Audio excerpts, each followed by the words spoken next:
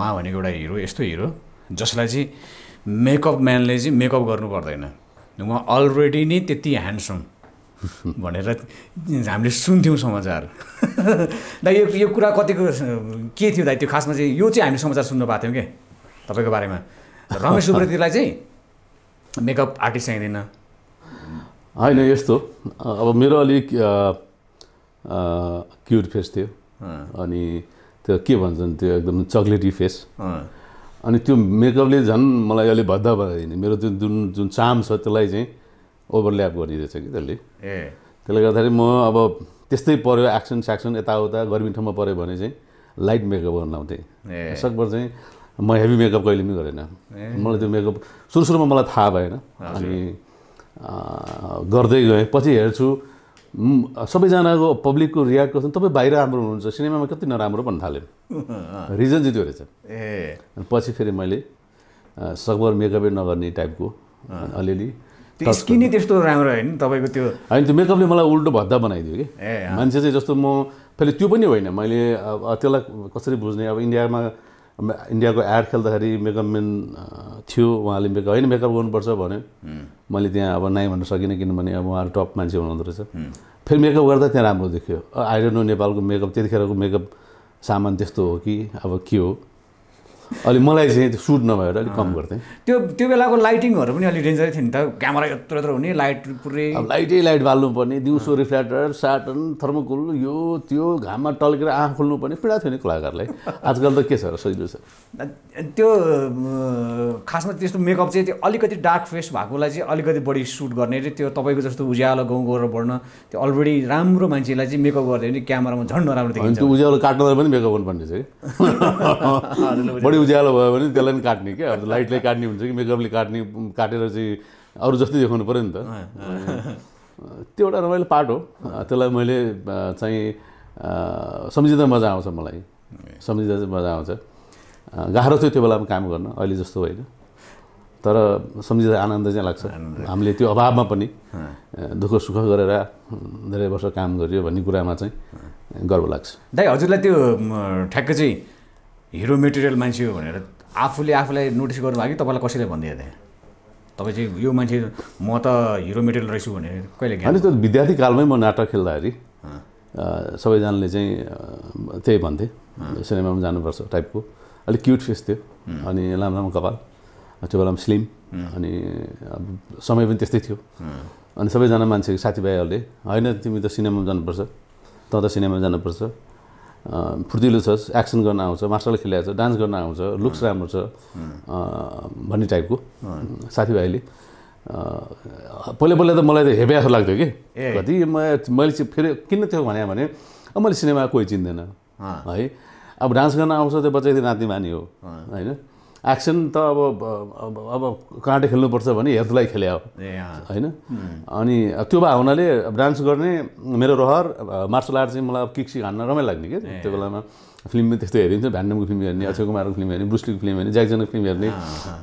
यावत मान्छेहरूको चाहिँ फिल्म हेर्दै गर्दा चाहिँ आहा मार्सल आर्ट खेल्नुपर्ने चाहिँ अब डेमोन्स्ट्रेसन देखाउन पनि मजा आउने नि त कहिले काहीँ होइन। साथीभाइ ठ्याक्क किक माथि ट्याक्क रोकिदियो होइन, ठ्याक्क हानेर ट्याक्क रोकिदिने मजा आउँछ नि त होइन। अनि स्वाटा फाङ गरेर बुङ हान्ने, त्यो रमाइलो लागि गरेको होइन। अनि माथिबाट ट्याक्क अलि अल्गो ठाउँ देख्यो भने त्यहाँबाट चाहिँ उडेर हानिदिने, त्यो साथीभाइ रमाइलो लागि सिकेको थियो। म सिनेमामा आउँछु भन्ने त अलिक पछि त्यो।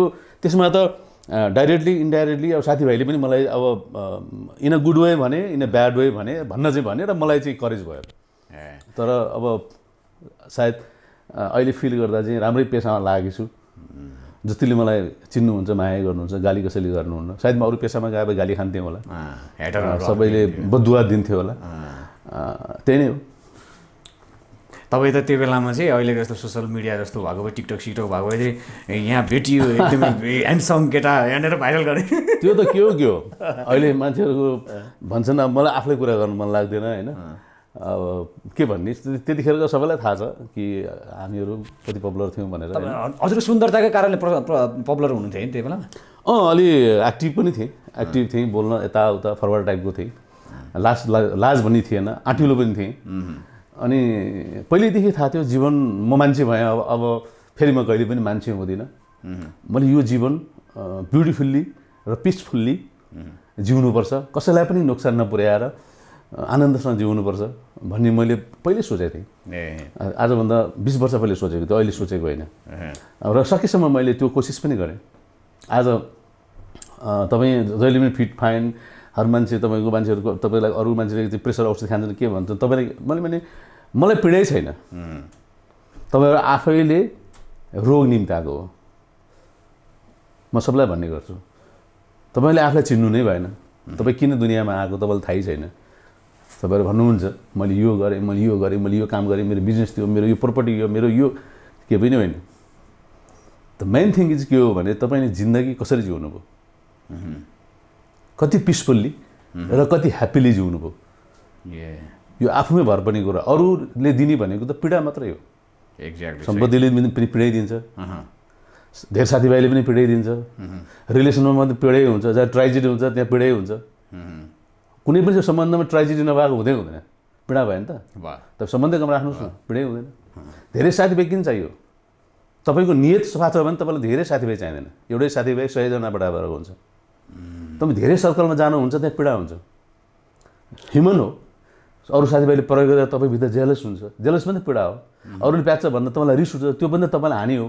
त्यही मैले धेरै चिज बुझेर मैले बहुत चिज कम गरेँ। यही कारण तपाईँले साथी सर्कललाई एकदम कम गर्नुभयो? धेरै कम गरेँ मैले, बहुत कम। मेरो साथी मै हो, मेरो दुश्मन मै हो, मेरो मोटिभेटर मै हो, मेरो कम्पिटिसन मैसँग छ। मलाई पीडा पार्दा मैले नै सम्झाउँछु, म खुसी हुँदा म आफैसँग सेयर गर्छु। मलाई कोही पनि चाहिन्न। जो कमजोर हुन्छ उसलाई चाहिन्छ, जो अज्ञानी हुन्छ उसलाई अरूको ज्ञान चाहिन्छ। मलाई जीवनमा पुग्ने कुरा सबै छ। म यति भएपछि म अफ्रिकाको जङ्गलमा गएर पनि एक्लै बाँच्न सक्छु भन्ने मलाई आत्मबल छ। त्यसकारण मलाई धेरै साथीभाइ चाहिँदैनन्। चाहिन्छ साथीभाइ, तर सच्चा साथी चाहियो क्या। त्यो खल्तीमा छुरा बोकेर हिँड्ने साथी चाहिएन, खल्तीमा फुल बोकेर हिँड्ने, माया बोकेर हिँड्ने, सहयोगको भावना बोकेर हिँड्ने त्यस्ता साथीभाइ चाहिँ आई मिस इट। तर यहाँ त्यो त छैन। तपाईँ राम्रो सोच्नुहुन्छ त्यो तपाईँको बडापन हो, तर तपाईँले के थाहा तपाईँ अपोजिट साथीले तपाईँलाई त्यस्तै सोच्छ र? तपाईँको सफलतामा त्यो साथी खुसी हुन्छ? तपाईँ पो खुसी हुन्छ त, तपाईँले पो साथीत्व निभाइरहनु भएको छ त। तर तपाईँको सफलतामा त्यो साथी खुसी हुँदैन, त्यो जल्छ। अनि त्यो साथी हो चिनेर के होइन, हात मिलाएर साथी हुँदैन, मन मिल्नुपर्छ, विचार मिल्नुपर्छ, ती साथी हो। साथी सबभन्दा माथि हो, तर मन मिल्नु पऱ्यो। साथी यस्तो होस् जसले आफ्नो हर पीडामा पनि साथीको प्रगतिको चाहिँ कामना गरोस्। पीडा त सबैलाई छ नि। हामी मनुष्य भएर जुन दिन जन्मिन्छौँ नि, जबसम्म हामी मृत्यु शय्यामा चढ्दैनौँ नि, तबसम्म पीडै हुन्छ। अझै तपाईँहरू हामी भन्दा ती सफल र धनी मान्छेलाई पीडा हुन्छ, उहाँलाई डर हुन्छ, गुमाउने डर हुन्छ। हामीलाई केही पनि गुमाउनु छैन, केही डर छैन, छँदा पनि छैन, डर पनि छैन। उहाँहरूसँग धेरै कुरा छ, तर हर पल पलमा पहिलामा डर छ। त्यस्तो डराएर पनि के बाँच्नु, त्रसित भएर पनि के बाँच्नु।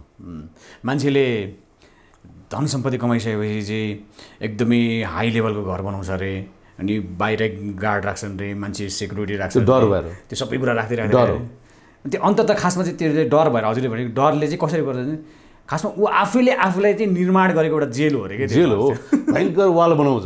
किन चाहिँ वाल भाइ? तपाईँको विचार राम्रो छ भने तपाईँलाई वालै चाहिँदैन नि। मान्छेबाट त मान्छे आउनु पऱ्यो होइन र?